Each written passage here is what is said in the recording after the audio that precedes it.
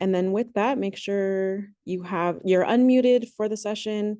Feel free during Q&A to raise your hand and then you can unmute yourself. You can also utilize the chat if you have any questions. During the presentation, we also have Q&A. So if you hit the three dots where it says more on the bottom of your Zoom screen, if you don't already see Q&A down there, if you click those three dots, you'll be able to see Q&A. So I will go ahead and kick it off to Crystal and Tammy for our presentation today.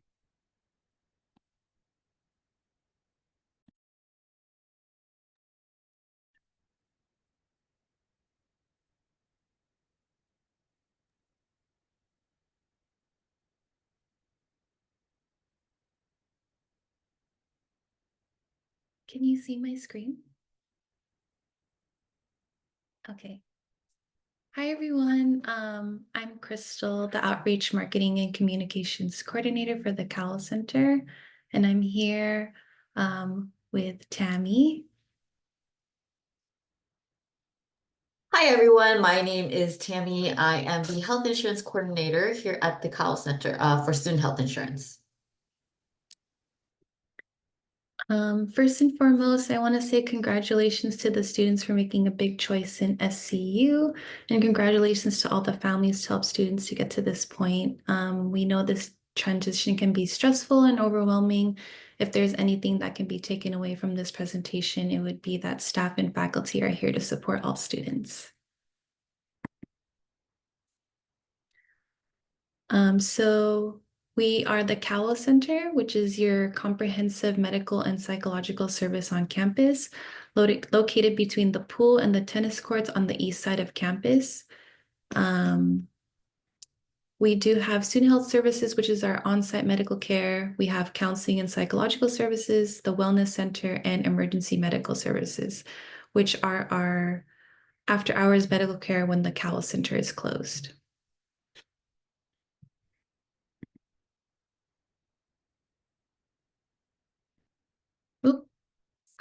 First and foremost, it is important to know the ways on how students can schedule an appointment with us.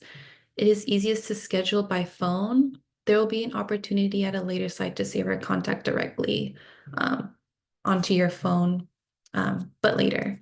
We are open Monday through Friday. We are not open on the weekends, but we do have an advice nurse option that I will also share later.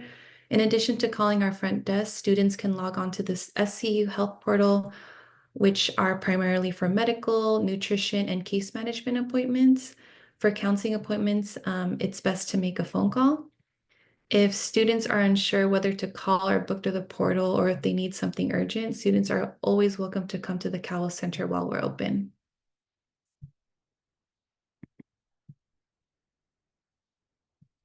All interactions in the Cowell Center are confidential by law. All of our services are confidential without a release of information. So if students want family or support parties to be aware of the interactions with us, then they are welcome to sign a release of information. A release of information will be needed after each appointment. We do not do blanket all-year releases. We ask students to fill one out after each appointment if they wish. If you are concerned about a student and you want someone to get eyes on them, then you can submit a student of concern report, which is the link shown at the bottom. Next, I'll have Tammy talk about student health services.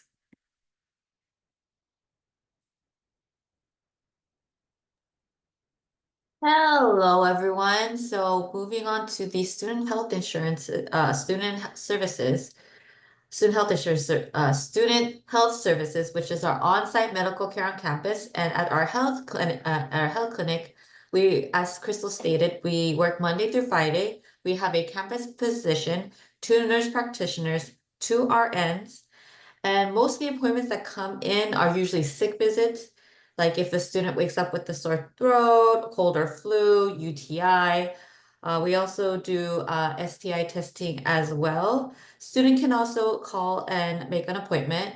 We also do minor procedures. So if a student happens to like fall and scrape themselves, or if they need a Band-Aid or need some stitches, they can come to the Cowell Center and we can help.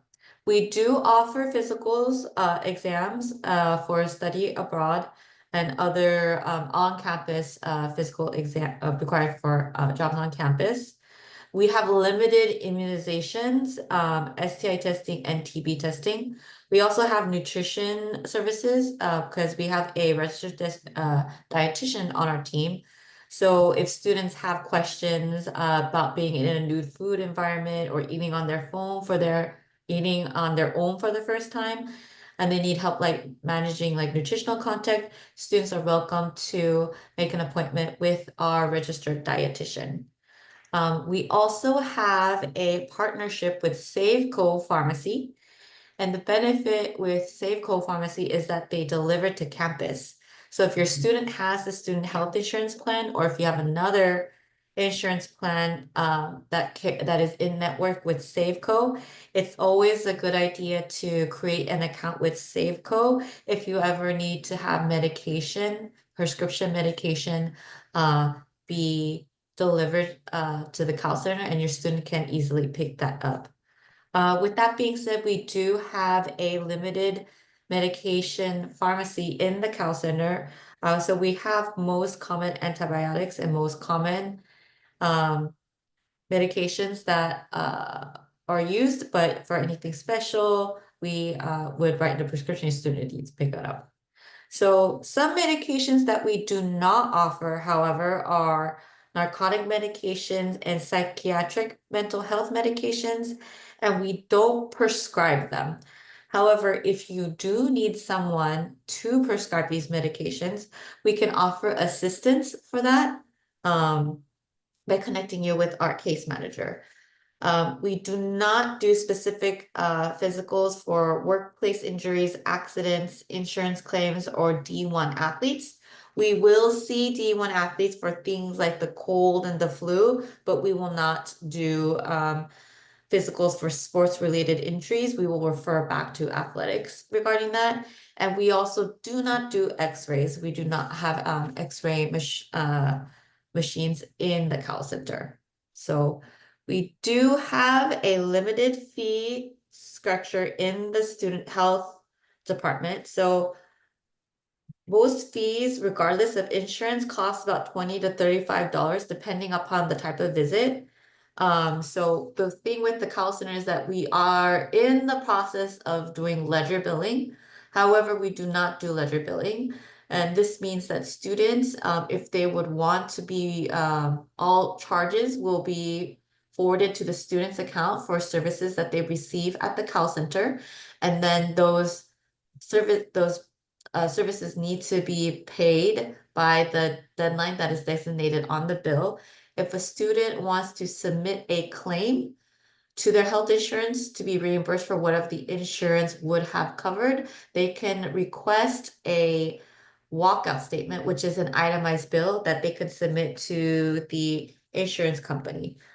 Should we make any changes to the billing structure, we will communicate that appropriately in the future, if in the time when that comes. If you need assistance in finding resources outside of campus, or if it's something that you need for continual care, we do have a case manager to assist with that information and for off-campus referrals as well. And we have I am the health insurance coordinator, so I can answer questions related to the student health insurance plan.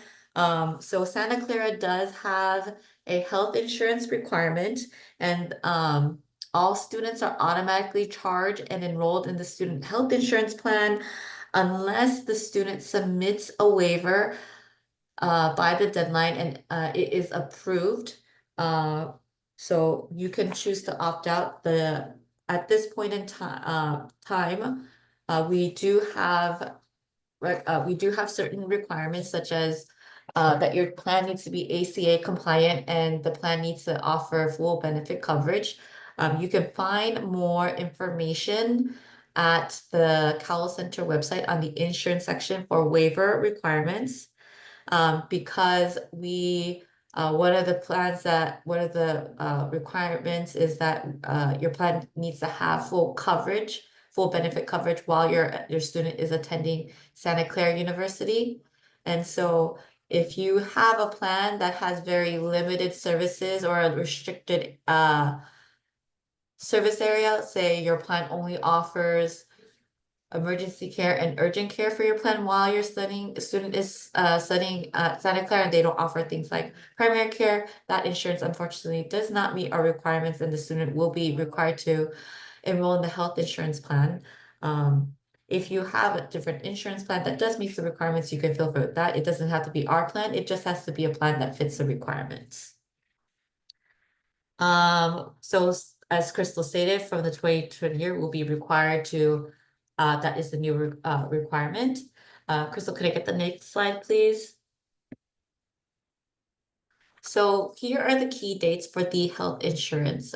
So today, if the health insurance credit is not posted to the student account and financial arrangements are not made to cover the insurance charge and are not completed, then a late payment fee and a hold will be placed onto the student account. So if you have that charge on your account, you will need to pay that today. The exception to this is if your student did not attend orientation in July, your student attended orientation, is going to attend orientation at the end of this month or at the end of next month, this charge is not on your bill. In order for students to be eligible for the health, in order for students to be eligible for the waiver, they need to be eligible for the insurance. And in order for to be eligible for the insurance, undergrad students need to be enrolled in 6 units or more. And this charge does not go on the student account until the student has enrolled in 6 units. So that is the exception to the August 21st payment deadline. So if you're not able to access the waiver at this time because your student hasn't registered in classes, don't worry about it. However, the deadline is September 27th, and the waiver must be completed and approved in order for the health insurance charge to be reversed off the student account within 3 to 5 business days. If you do not have that in there, you will be enrolled in charge for the student health insurance. So please make sure to get that waiver in as soon as it is available for you. As stated earlier, we do a full audit here at Santa Clara University. And in order for the health insurance charge to be reversed off your student account, your waiver must be approved. If our broker, Gallagher is our health insurance broker, if Gallagher is not able to verify that your insurance is active or meets the requirements, your waiver will not be approved. And if your waiver is not approved, the students will get one of the following status emails. Denied means that it doesn't meet the requirements of the plan for various reasons. Please read closely for the reasons why. Pending information means we need more information for you in order to submit your waiver. In both cases, that means that you will need to submit additional documentation. If it is pending review, that means that you have probably submitted some documents and it is in a queue to be reviewed by an actual person to see if it meets the health insurance requirements. And not submitted means you may have tried to submit the waiver for some reason, it didn't go through. It means it's not submitted. And that means you should go back, log into your Gallagher account and submit the health insurance waiver. I think that's it. And so as also a reminder that we need to have all information up to date in the student health portal, the Cowell My Student Health Portal. You can go in and double check the phone number and local address. It is important to have the student phone numbers to get in touch with the student or follow up regarding any information from the appointment. And it's important to have a local address on there to make sure that there isn't a delay in prescription services. For students who are living on campus, the address is 500 El Camino Real. We don't need the specific mailbox number, we just need the local address. If immunizations have not been up to date yet, or if you're waiting on a second dose, I suggest that you email us at cowellcenter@scu.edu so that we're aware of the situation. This must be submitted in the student health insurance portal, and it's important to get these documents in there so that we will not place registration holds. If you're waiting on another dose, we will extend the date until you have received that dose. And if there are any students that are going to be under 18 at the beginning of the fall, we suggest that the student submit a minor consent form, and we suggest doing this sooner rather than later. So that if the student is needing to seek help on the medical health service, students decide there isn't delay in getting a parent consent form to provide treatment. And so I don't think, yeah, we have gone through all that. So we will let you know, as stated earlier today, the health center is open from Monday through Friday, but outside of these hours, we do have a great emergency services team. This is student run and student operated and certified. They get deployed with campus safety, and they're available anytime the health center is closed from 5 p.m. to 8 a.m. during the academic year. They also operate on weekends during those times. These are all students exploring the medical fields in their regular recruiting. And if any students are interested, please have them contact at the information below. And I'm going to turn it back to Crystal for our counseling and psychological services. Now moving on to CAPS, our counseling and psychological services. This is our full-time staff. Would like to highlight that we have a diverse staff that can meet with any student needs. We also have more staff not listed here, like our psychology interns, postdoctoral fellows, and MFT trainees that can also offer therapy to help with any student needs. Each staff member has a specialization, and we can match up the student with the best provider to work together. Please note that therapy is not for when things get difficult. Therapy is an opportunity to learn more about the changes and the challenges that we face during a transitional time. Going to college, some students may face a challenge for the first time, like homesickness, getting a bad grade, going through a heartbreak, or trying to find themselves in a new environment. So students are not alone, and we welcome students to talk to a therapist during these challenges. To describe therapy at CAPS, it is based off of a biweekly brief therapy model. The provider will work with a student every other week to help them get through what they need to get back to functioning. We also don't have any fees or session limits, and we also provide group and couples therapy in addition to individual. Group therapy is beneficial for when someone may feel alone in their issues. They may have anxiety or struggling with relationships. This is an opportunity where students can be with others who are experiencing the same thing and helps normalize what they're going through. No one is forced to share anything that they don't want to within these groups. CAPS team also offer workshops like how do I handle anxiety and stress to relationship tips.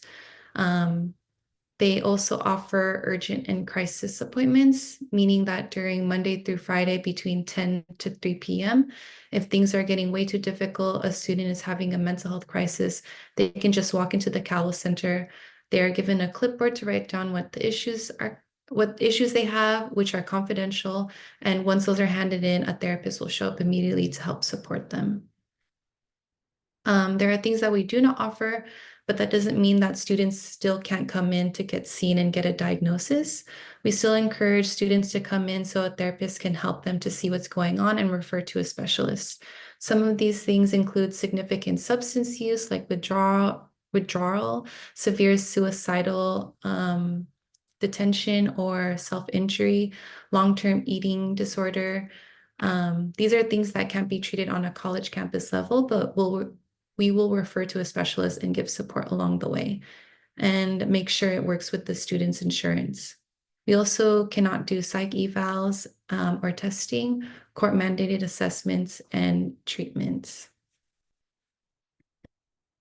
And here's our CAPS flowchart. As you can see, if whether they're having a psychiatric emergency or unable to stay safe, they can call 911, 988, or campus safety. We also, if they need to speak to a therapist today, I will go over our You Will and CAPS 24/7 support line. But if they don't need to see a therapist today, they can go through a phone consultation and then go through an intake appointment and then go through, if CAPS is a good fit for them, then they can see a us for short-term therapy. If not, then they can speak to our case manager and they can refer out to specialists if they need other care. So here we have our therapy groups, just to name a few. We have Autistic Self-Expression and Connection, a group to engage in various ways, including art, music, written, verbal, and nonverbal expression. And a formal diagnosis of autism is not required to participate in this group. We also have SCQ at SCU, which is Santa Clara Queer at SCU. You learn more about minority stress while building self-care and self-compassion. Each around SCQ is tailored to match the specific identities and topics of interest and interests of each member. We also have Stronger Together, which is this trauma support group, skills to better deal with the impacts of trauma, and a space to garner support from therapists and peers. And then we also have Understanding Self and Others, which is learning about relationship patterns, how to interact with others, and build deeper and meaningful relationships. Again, like I mentioned prior, we do offer group workshops. Workshops can be a one-time participation. It's more thematic and educational. The difference between group therapy and group workshops is group therapy is a therapeutic space and is more about processing and building skills. There's a shared commitment to the groups and its members. When students sign up for individual, couples, or group therapy, they become clients. And then in the relationship between the therapist and client, there are rights and privileges. With group workshops, it's more about learning and information-based rather than processing. Another sector of CAPS is our TIR team, which stands for Therapists in Residence. The TIRs live and work in the residence halls, and they offer same day, next day, same week check-in appointments right in the residence halls that can be booked through the student health portal. And then they also offer, they can help with any mental health needs for undergraduate students who live on campus. And then they also offer workshops on various topics throughout the year.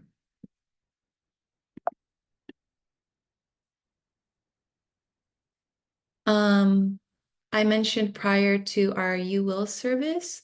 This is another provider outside of campus that provides teletherapy. It's a wonderful resource. Not only is it free, but it's 24/7. They can match students up with a specific therapist for a specific issue, and either also gender identity, language, and ethnicity. Our students have rated the You Will service a 9.8 out of 10. So it shows that these therapists are really there to help students with their needs. Feel free to share this with your students, save the number down for emergencies as it's available all year round. And again, it's free.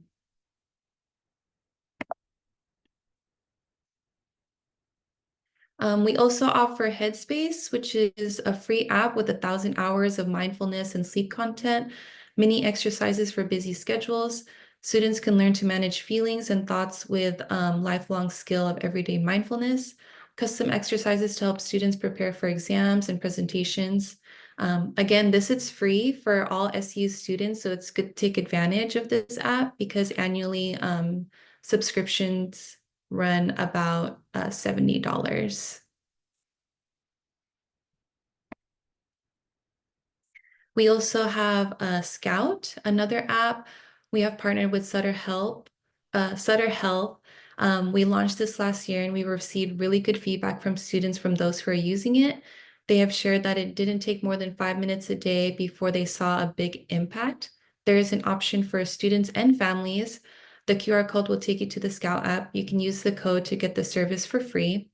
It is used to track emotions and also learn basic skills for mental health. It can give daily tracking, many different options for emotions, and you pick one that aligns with you for that day. You can use different features to describe how you're feeling. It may be a quick drawing, voice recording, or typing out some words or a short snippet. Over time, it will see emotional trends and it will offer quick centering mindfulness practices. and coping strategies, and also offer SEU resources where students can find in-person support. We also have a tracker for families. It's called a champion track. So if you are championing a student, there's resources for you on conversation topics or how to support your student if they are struggling with their mental health. It gives you tips and tricks and gives you university resources as well. Here's an opportunity that I mentioned before. If you want to scan this right now to add our the Cowell Center's contact directly to your phone, it'll save that contact directly. And then here we also have our after hours advice nurse line. Again, it's 24 hours on weekends and holidays during the academic year. And then we have the CAPS 24/7 hotline, the UWIL, and then also for emergency medical services. The phone line is there as well. We also have this life skills checklist. It's a list that the university has put together for preparing students at SCU. Go out and take a look. This is crucial for students as they transition to college. And then it's just some ideas to help best prepare for what is next.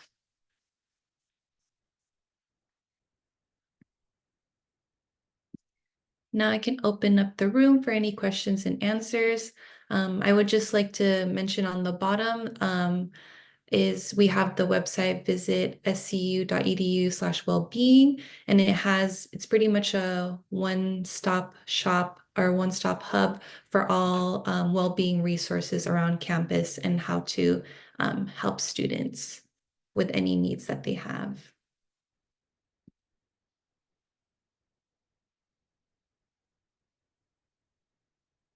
Any questions? Thank you, Crystal and Tammy. I just want to let everyone know that this is a great opportunity to ask any questions that might be lingering. You are able to now to use the chat feature as well as take yourself off mute and come on camera if you so choose. At this point, I'll just ask our presenters while you think of questions.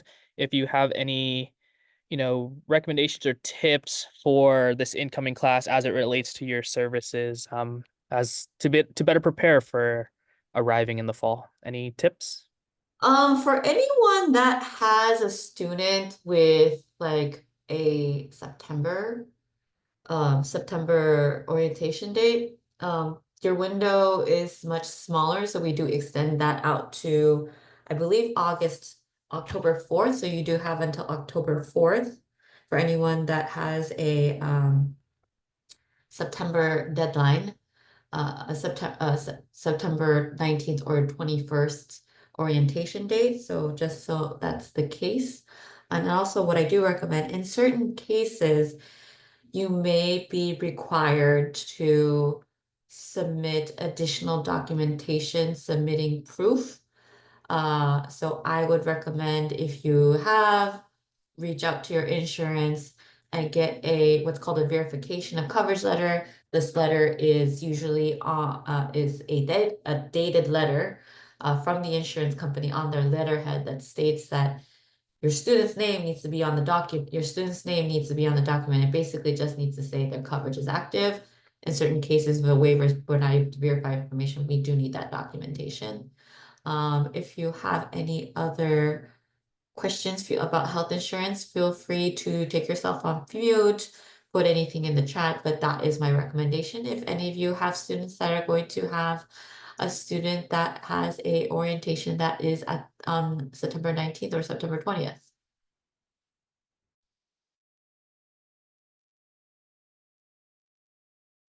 There are a couple questions in the Q&A. I'll read one to you, Tammy, but if you want to take a look at the other one while we go through this first one, it says, if we opt to use our own insurance, aka get the waiver, can our students still use the on-campus Cowell Center services if they get sick or hurt? Yes, students can still be seen at the Cowell Center regardless of what type of insurance they have. It doesn't matter what type of insurance they have. They can still be seen at the Cowell Center. They don't need the SU health insurance to be seen at the Cowell Center.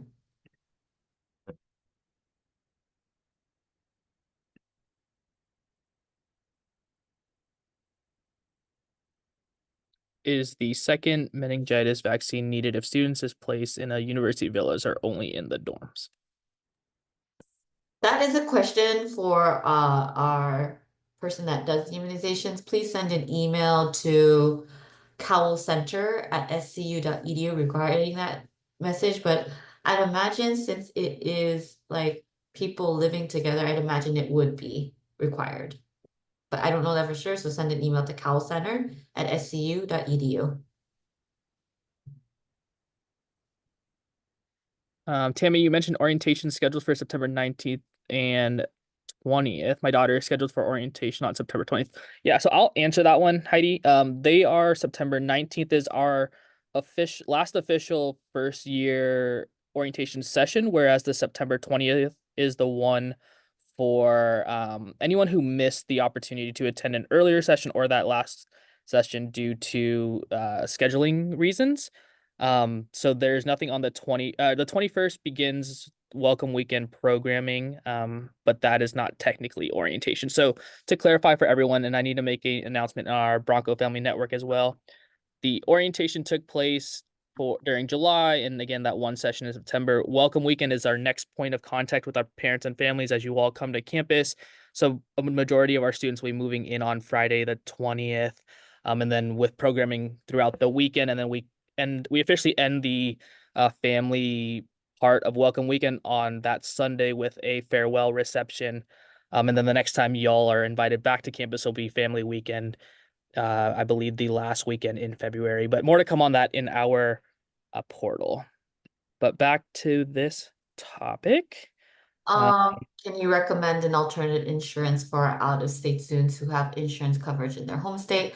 Something to bridge the coverage gap into. So, our health insurance waiver requires that the health insurance is active from the period of, for undergraduates, is going to be September 19th, 2024. Not September, I'm sorry, September 15th, September 15th, 2024 until September 14th of next year. So it's not like a 9-month gap thing. The coverage has to be active and meet the requirements for the full year.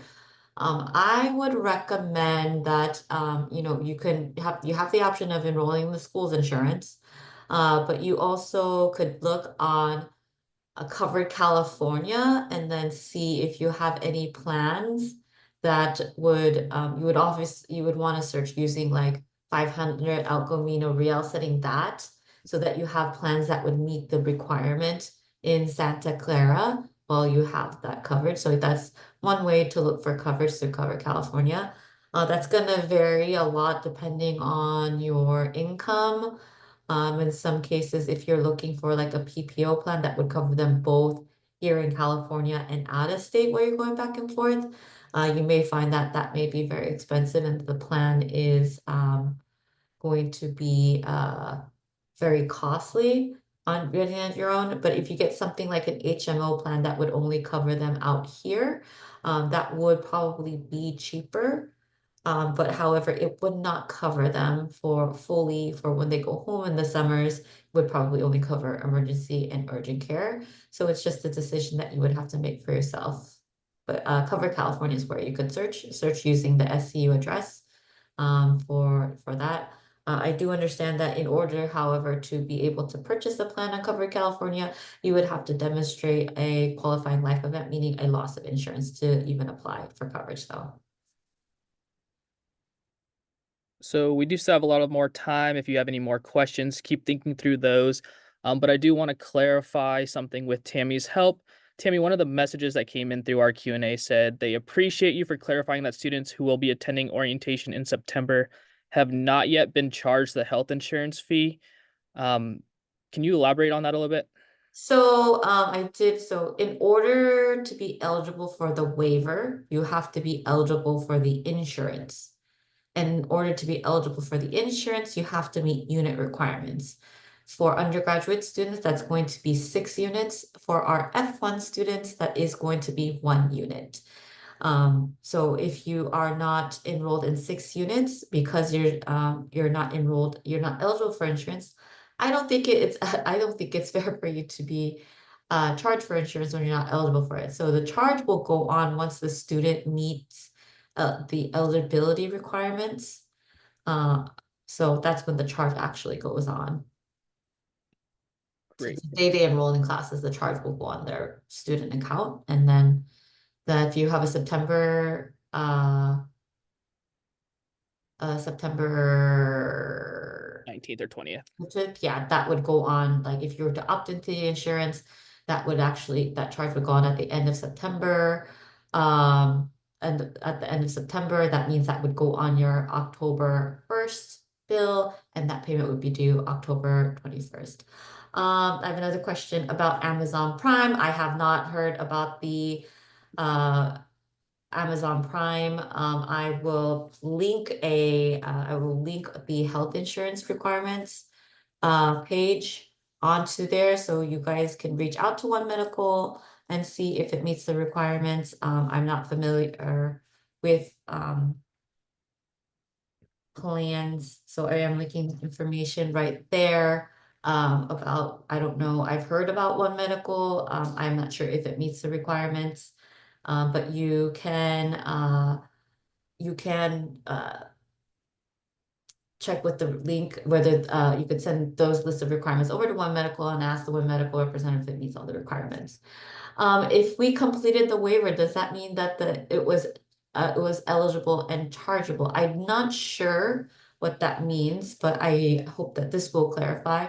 If you have a waiver and you submitted the form, your waiver is not approved. If it says, if you just got a waiver submitted email, that doesn't mean that your waiver is approved.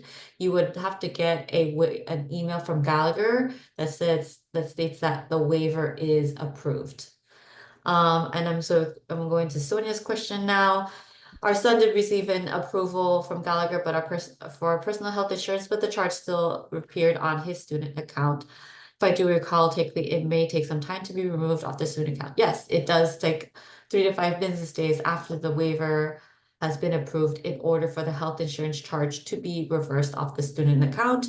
And that is because once the waiver has been approved, Gallagher needs to send us a file, and then we need to receive that file. That file needs to be processed overnight, and then that will be then the charge will become off the next day. And this is assuming that our system is working correctly. Sometimes there is hiccups, so that's why it can take anywhere from 3 to 5 business days. And please mind, these are business days. Weekends are not included.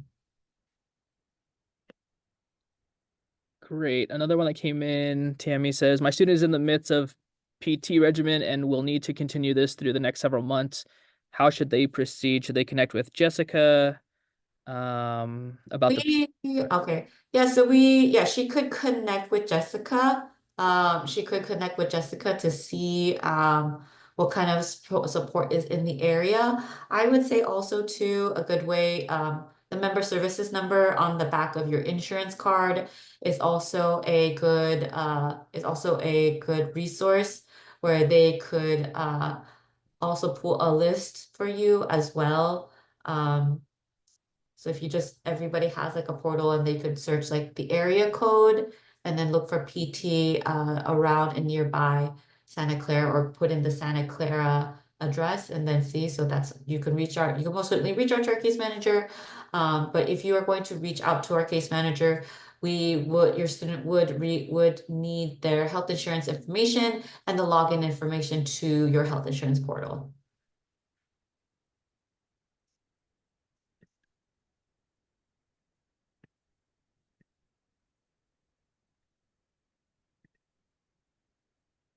Great. Continue sending any questions you might have. I have one that was previously submitted that I will have Crystal touch on momentarily. But Crystal, so outside of the Cowell Center building, what other support services do you know of that would help support students in their transition or in their overall well-being, maybe considering our 8 dimensions of wellness?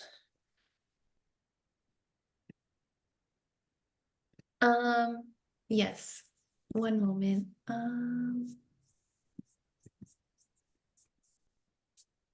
Yes, so I would recommend for the wellness center, we have everything that houses, sorry, one second, I'm trying to make sure I have all the information. Ah,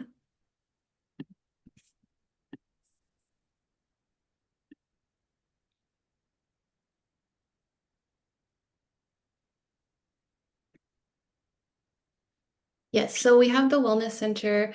It houses our student survivor advocacy and also our substance use and recovery, and also our violence prevention educators and our peer health educators.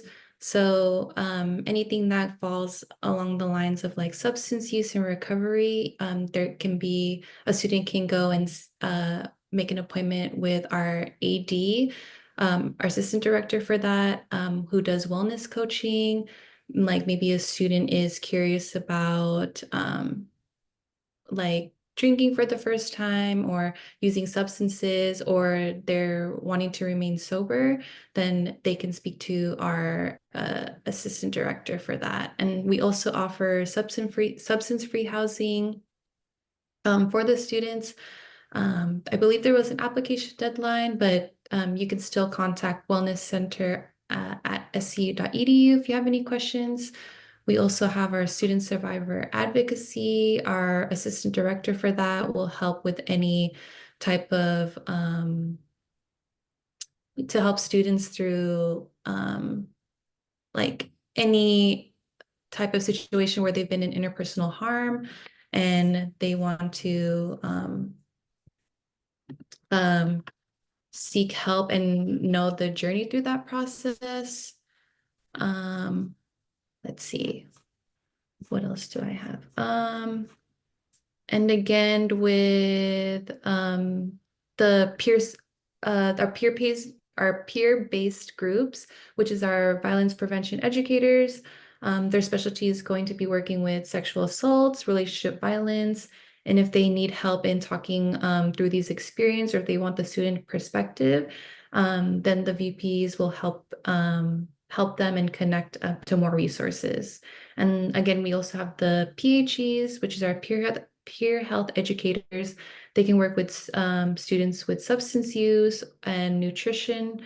They have many different perspectives to offer and peer support within that realm. And so students can definitely look out for events that they'll be running, especially peer support groups and workshops. And again, as Stephen mentioned, with the 8 dimensions of wellness, pretty much we recognize a student as a whole being. We recognize their whole needs. We are here to help connect students to where they can fulfill those needs. They might find that in the Malaya Center, there's like a volleyball tournament that they might be interested in, and that could fulfill their physical health. Or maybe there's an opportunity at the Forge Garden to get hands dirty and garden for the first time. So at SCU, we offer many different activities and organizations around campus that you can be connected to that looks out for every dimension of their well-being. Great. And another question that just came in, I'll answer the first one. Actually, I'll give them all to you, Crystal. Are there therapists on campus free of charge for students? I'll start with that one. Yes. Okay. And then can a student see the same therapist weekly, or do they get a different person each session? Yes, so if seeing a CAPS therapist, if that's a good fit, if after their phone consultation and then their initial appointment, if they see it's a good fit and they will continue with a therapist at CAPS, then it'll be the same provider. It won't be weekly though. It's usually every other week. And also like it's based off of the relationship and the plan that the student and the provider builds together. So dependent on the student's needs. And then is there a cap on how many appointments they can have in a given quarter, year? I think you said earlier in the presentation that it's more short-term care and then potentially referring out. Can you speak on that for a little bit? Yes, so normally, or not normally, typically the students will usually see a therapist around 6 to 8 times or 6 to 8 sessions. And if the provider feels like they need longer term care after those 6 to 8 weeks, then or 6 to 8 sessions, then the therapist and the case manager will work with them to get more sessions outside of that. And we also offer our UL services, which is like 24/7. And if that seems like a good fit, then they could also work with them, which is also free. And we don't essentially have a session limit, but it's just typically students, like since it's a short-term model, typically students are seen from like 6 to 8 sessions. Great. And I know there are several people just jumping in when they can. Just so you all know, this webinar is recorded and we'll be loading it to our YouTube channel as soon as it processes. And I will send up a follow-up email with a link to this webinar.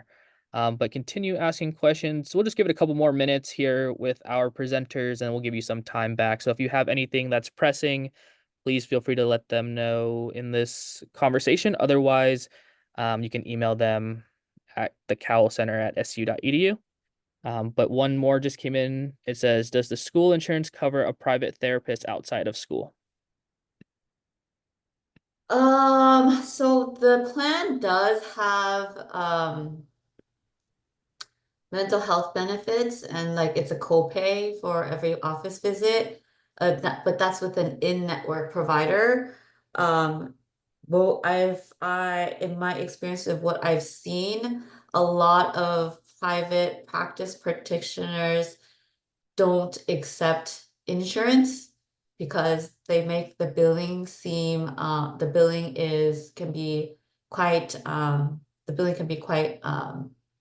much of a hassle for a lot of therapists, so a lot of private practice. So it is a covered benefit, but if you find a therapist that you really like, and they don't accept insurance, you can still submit a claim and it will be covered at the out-of-network rate. So I'm just letting you know, but yes, we do have mental health benefits because it's a requirement of the Affordable Care Act to be a Affordable Care Act compliant plan. So we do have those benefits, but you may find that it may be very difficult to find a person that takes a therapist in general taking insurance.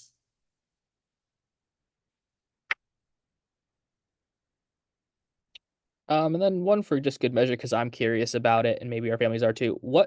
Tammy, off the top of your head, do you know what percentage use our insurance versus those who decide to waive? The majority of students waive. I would say like we probably had last year, I don't have the data off the top of my head, but we probably had about like 9,000 students. And you have to keep in mind, that's not keeping everybody that's eligible. Right now, I think we have on the file, like my file, so it's about like 8,000 students. So we have about that many students, and I think we had about this is including graduate students, undergraduate students, the law school and the School of Theology. We had about maybe 2,200, 2,500 students enrolled on the school plan. The parents that I have talked to, that have opted their student into plan, they're very happy with it. Great. Good data to support either decision. So that's always good. How do we find alternative insurance if we decide to waive out? It's very confusing. Any thoughts on that question? I did answer this earlier, so we did, maybe I just didn't say. So I did recommend you could try going to Cover California, putting in the address for Santa Clara, the 500 El Camino address for Santa Clara, and the zip code.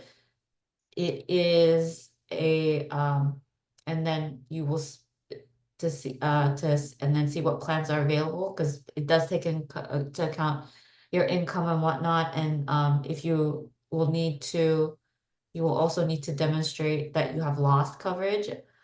Keeping in mind, if you're experiencing a loss of coverage, you must enroll in insurance within 30 days of your coverage end date.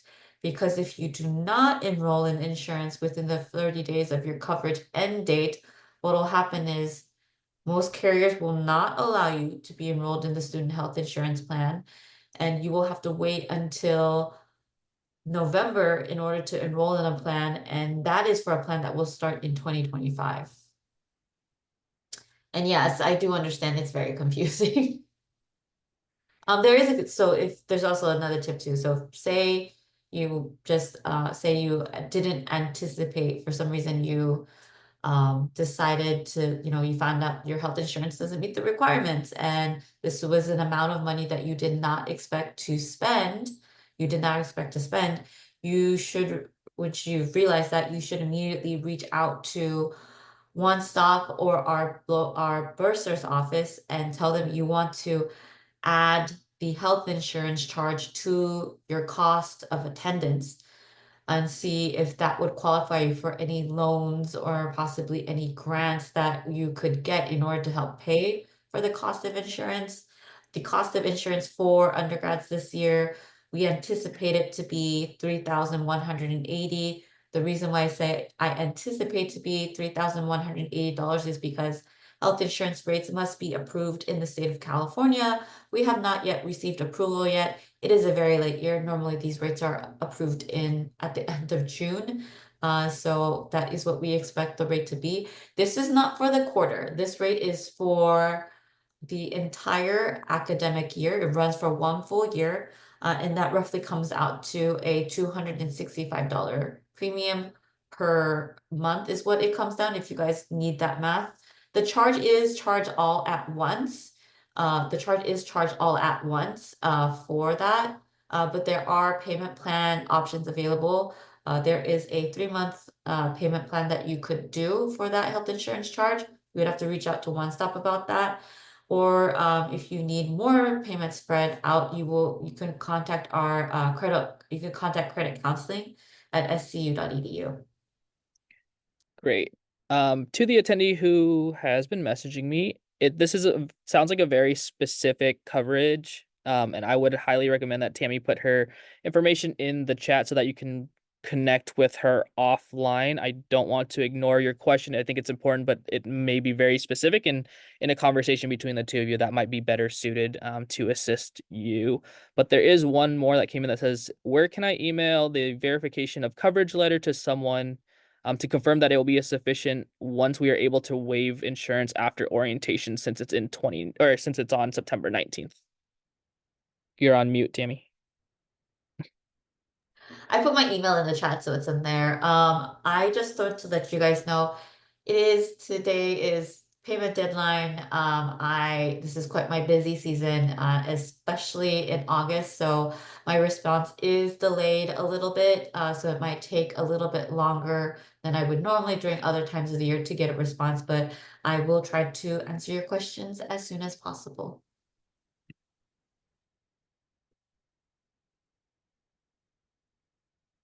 Let me see. Anything else? That is all I have. So again, if you have any further questions for our Cowell Center team, please email them at cowellcenter@su.edu. If it's insurance specific, Tammy has placed her email in the chat box, toh2@su.edu. Otherwise, we just want to thank you all for taking the time to join us today. Again, this will be loaded to our YouTube once it processes, and then I will send out a follow-up email probably in the next couple of days. So thank you all for your time. Thank you. Bye. Thank you. Bye.